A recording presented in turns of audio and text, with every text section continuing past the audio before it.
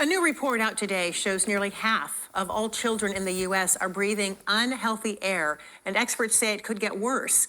The American Lung Association found 46% of kids in areas with failing air quality grades with pollution linked to asthma, lung damage, and long-term health risks. Here in the Northwest, we have seen how wildfire smoke can quickly turn air dangerous, something that researchers say is becoming more common with climate change. The report also warns rolling back environmental protections could further impact air quality, especially for children and vulnerable communities.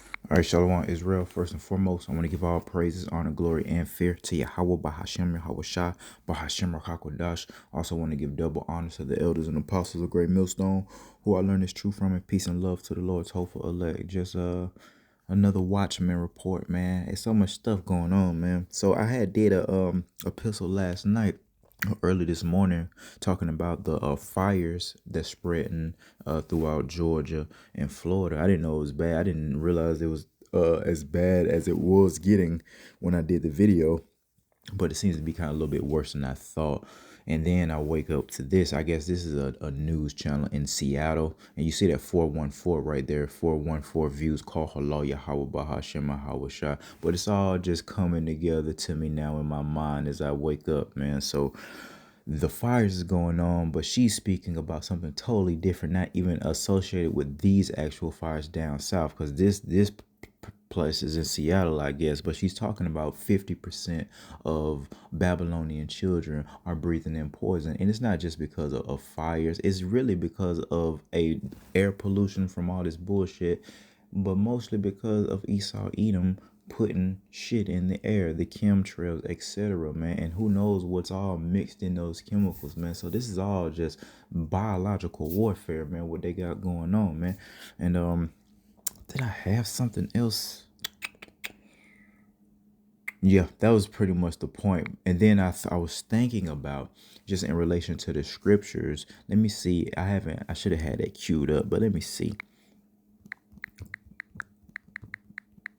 I was thinking about back to when I was in Iraq, because I completely forgot about how it goes, man. So in Iraq, man, or in the Middle East, but I've experienced this, man, where it'll go from literally daytime to nighttime in a matter of seconds because of a dust storm. And all that's just making me think about the scriptures about, the times that we're coming in. The Lord said this is going to be a time like the earth has never seen before, man. So let me see if I can. Yes, I was damn near out there. 05. I was out there a couple years later. I've been out there. I've been to Al-Assad, buddy. I've been to Al-Assad, buddy. For sure. That was a Marine base, though. I was in the Army. But this is exactly how it was, man. It'll go from, I don't know if this is the video, but it'll go from daytime to nighttime. And it shows you the terror of the Lord. And I'm going to bring out a couple of scriptures. And I pray it be edifying. Come on, gents, let's have you down.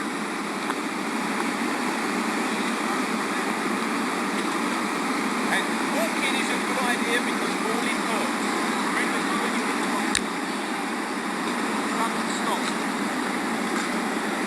Okay. And I'm not talking about, see, there's different levels to these dust storms out there. Yeah, most of the days it's usually brown in the sky or orange, and it's usually dusty. But when, like, the Lord put the spirit on that dust to actually come in, I'm talking about it's going to go from day to literal freaking nighttime, man. Watch. Okay. Yep. Let me speed this up, man.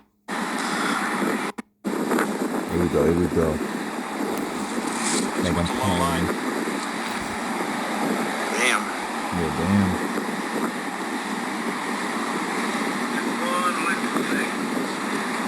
That's when I forgot my laundry.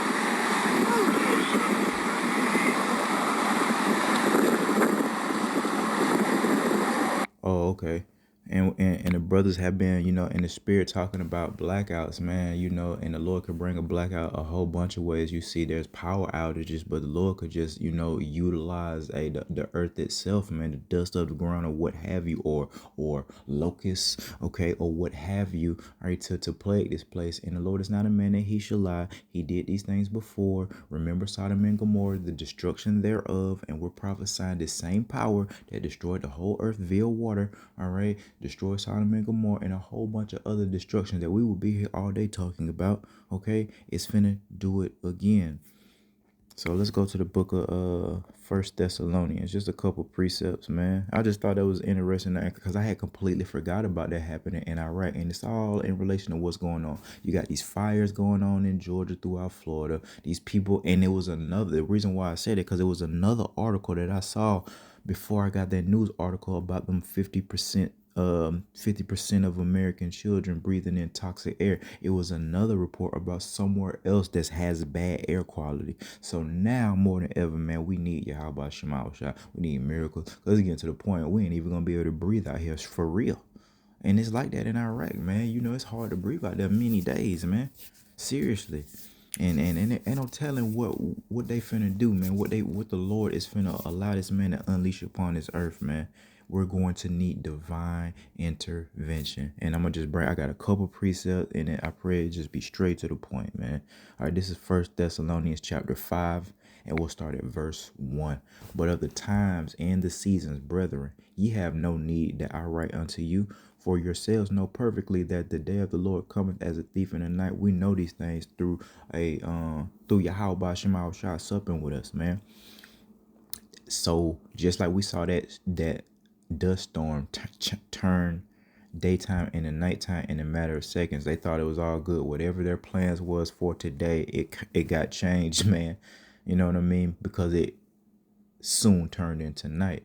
And the Lord, this is all in relation to this great tribulation as well. Ultimately, the Lord's second coming is going to come as a thief in the night, at a great tribulation, a famine,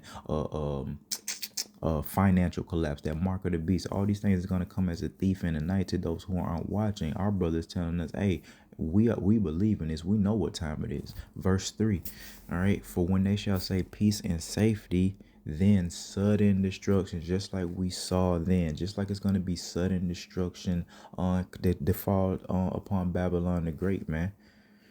Sudden destruction come upon them as travail upon a woman with child, and they shall not escape. So when this place finally goes into labor of the kingdom, see, now these are just birth pains. All right, the Lord is, what they call it, contractions.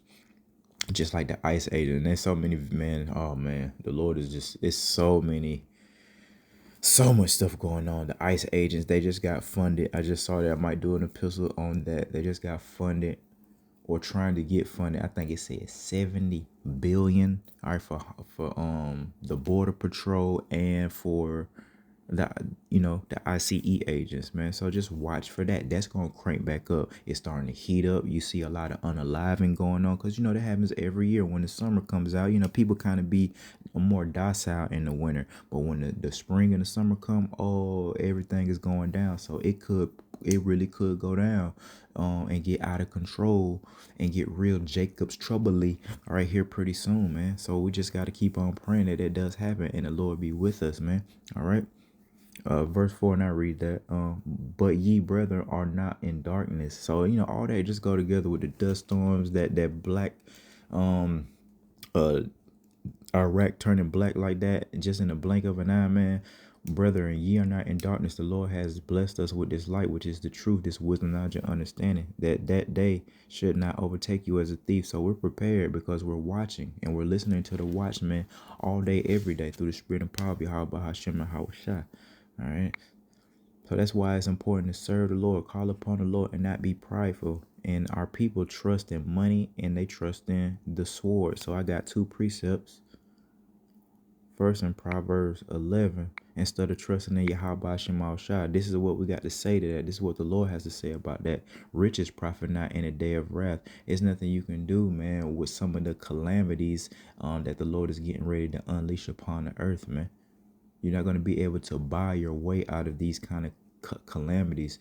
Maybe during Hurricane Katrina, if you had enough money, you could get a flight. If you had enough money, you could probably have your own private jet, and you could go and escape the judgment of the Lord, quote unquote. All right, because we know man's going to other Lord. But these kind of calamities that's coming, you're not going to be able to buy your way out of it. So that's why it says, riches profit not in the day of wrath, but righteousness deliver from death. So that's what we're striving after. That's what we're chasing after, righteousness. But that that money and the Lord taught us that the love of money is the root of all evil. All that money ain't gonna save you. And also the sword. Our people trust in money and they trust in the sword. Their ability to quote unquote protect themselves. That whatever a freaking amendment that is, I don't care. You know what I mean? Whatever freaking amendment is, who cares about an amendment? All right, this is Psalm 44 and verse 6. For I will not trust in my bow, neither shall my sword save me, man. But thou hast saved us from our enemies, Yahweh Hashem Al Shah, and has put them to shame that hated us, man. King David, hey, don't trust in that bow. Don't trust in the sword. Don't trust in weaponry. Don't trust in your own ability to do anything. Don't trust in the ADT system. Don't trust in your home. All these things are in jeopardy, okay? You need to trust in Yahweh Shema Shah, reverence the Lord, because it is going to be the Lord that protects you from whatever is getting ready to happen, a fire. You know what I mean? All type of shit, man. The Lord got so many ways to execute judgment. It's not even funny. It's not even funny, man. All right, but that's pretty much the point on it, man. Don't trust in the sword. Don't trust in the riches. Trust in Yahweh Shema Hawashah, because judgment is going out. And the type of calamities that the Lord is getting ready to unleash upon this place is going to be like the earth has never seen before. We just saw the Lord turn day and the night. I completely forgot. That is kind of it's crazy. It bug you out, man. If you ain't, I didn't even really hear about that happening. Yeah, they mentioned dust storms and stuff, but the first time I actually seen it go from day to night, it was insane, man. And don't get stuck out there. You know that is dust, bro. Don't get stuck out there without no mask on. Do you know what that feels like, bro? You will be sucking in, and eventually, like with the condensation from breathing, man, it'll start turning into mud in your lungs, yo. Like straight up, all that dust, and you're just breathing it in. You'll be unalived out there if you don't get up in that and find some refuge, man. But you liken that into Jacob's trouble. If the Lord said this was going to be a time like the earth has never seen before, man, oh man, what are we getting ready to see? Therefore, serve Yahweh Shema Shah. Call upon Yahweh Shema Shah. Yahweh Bahashim Yahweh Shah, man. You only going to be saved by those names, man. All that other bullshit is out. So with that, I pray that this was edifying. And I want to give all praises, honor, glory, and fear again to Yahweh, Bahashim, Yahweh Shah, Bahashim, Rahakodash. Till next time, Shalom.